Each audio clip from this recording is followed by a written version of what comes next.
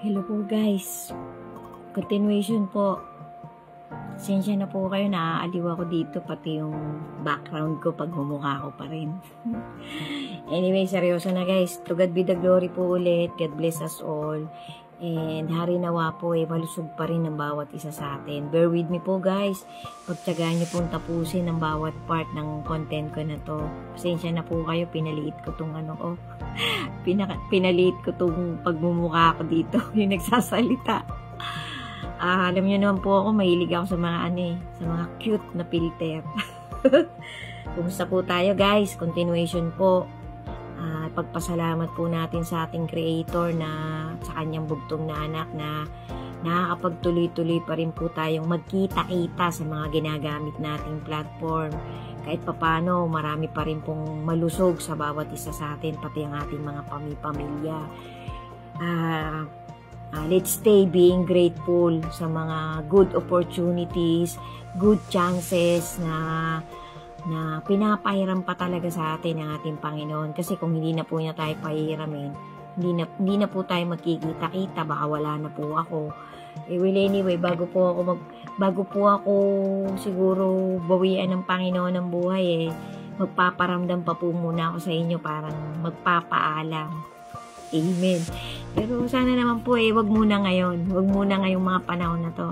I-enjoy pa po natin yung mga opportunities ng bawat isa sa atin.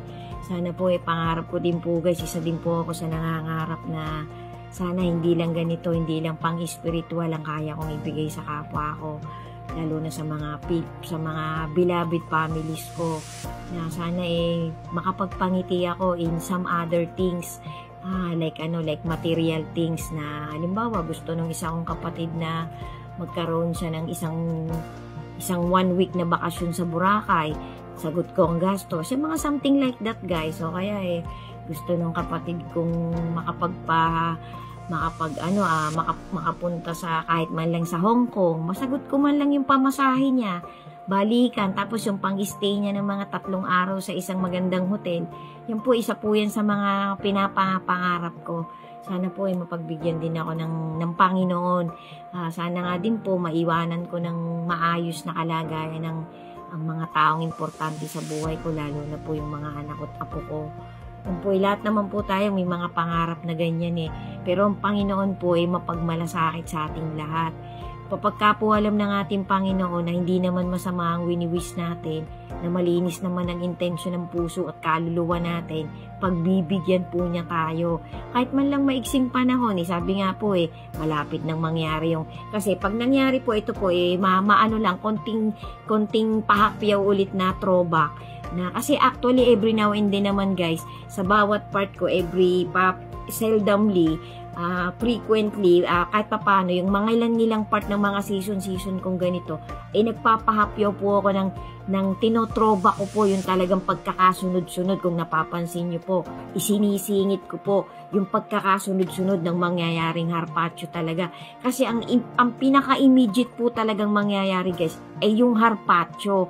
Kasi kaya po mangyayari yung harpacho, para ibukod na ng Panginoon ang mga chosen people, para maagaw na niya. Kasi kapag po nangyari yung harpacho, mag-uumpisa na po yung Great Tribulation. Tapos, maigsing-maigsi lang po yung Great Tribulation, guys. Kasi ako parang ang pagkakaintindi ko, guys, correct me if I'm wrong. Kasi lahat naman tayo, lagi ko pong ipinapakiusap, sabayan nyo po ako sa pagre-research ko. Tulungan nyo rin po ako kung may mga kulang-kulang akong nasasabi, hindi kompleto yung mga naitatawid kong mga event, importanteng event na alam na rin naman nating lahat. Kayo na po ang bahalang mag-research, kayo na po ang bahalang magpuno. Halimbawa po, 3/4 lang dun sa sukat ng baso ang naitawid ko, yung 1/4 po, kayo na. Kasi nobody is perfect po guys, pero in as much as possible po, sinisikap ko pong makumpleto ang pagtatawid ko. Yan pong kahit po sa mga templates, mga maliliit na joke, na may inilalagay po akong maliliit na mga verses, napaka-vital po ng mga yun. Yung iba nga po nagkakaulit-ulit repeatedly ko pong inilalagay sa mga contents ko. Kasi vital po yun guys, pansinin nyo po, vital po yun.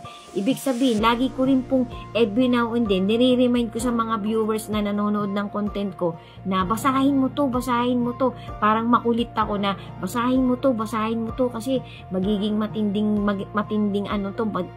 paalala sa bawat isa sa atin guys. So sabi nga po, kapag nag-umpisa yung pagpili ng ating Panginoon, mag-uumpisa na rin po yung Great Tribulation. Tapos sa kalagitnaan po ng Great Tribulation, may gagawin pa po ang ating Panginoon. Yan po yung parang magbubuhos talaga siya ng awa. Huwag po nating hintayin magahol tayo sa oras guys.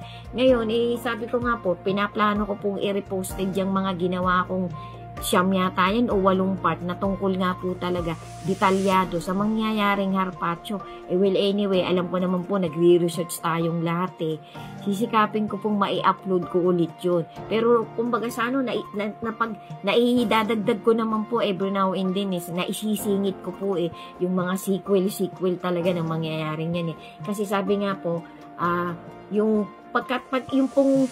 pong Great Tribulation, parang ano po yun parang pag natapos po yun, pag hindi po yung pinaigsi ng ating Panginoon, wala po siyang aabutan. Tapos sabi po nitong matandang, nitong matuwid na mga ngaral, well anyway, matanda na naman po talaga siya. Sabi niya po ang pagtatapos ng Great Tribulation ay pag-uumpisa ng isang bagong siglo, ng isang bagong era. Yun nga pong 1,000 years. Tapos, after 1,000 years, di habang naghahari nga po ang ating Lord Jesus, nakakulong muna si Satan. Tapos, pakakawalan po siyang sandaling panahon. Yun na po yung second half.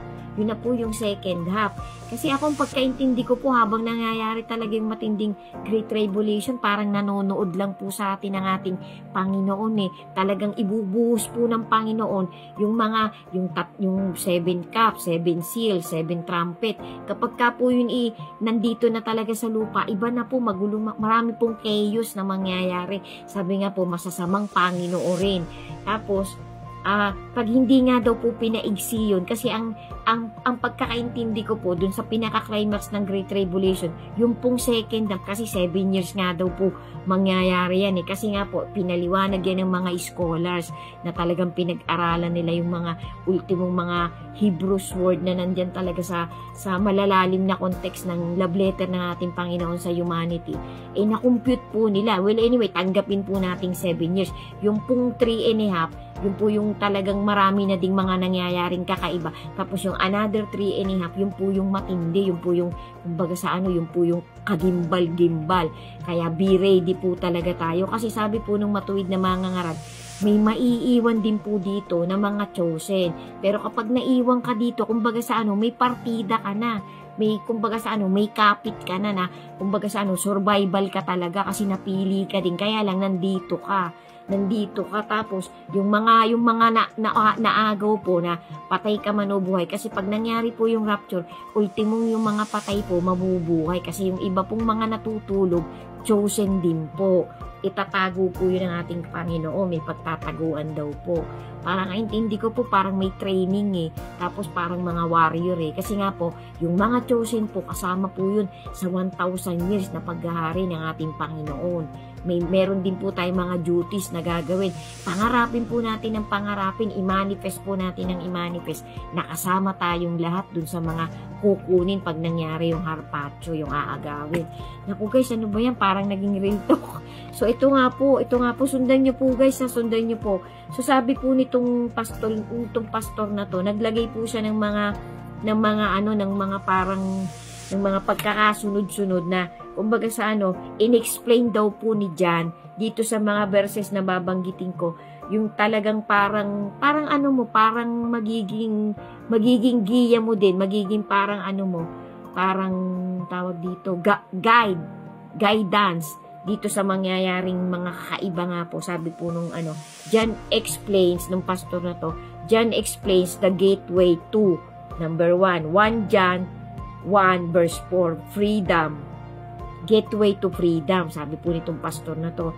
From emptiness, remember, Jesus already said our lives are to overflow and that what we are, and to have an abundant of life. Sundan nyo pa po guys. Thank you po for watching. May kasunod pa po.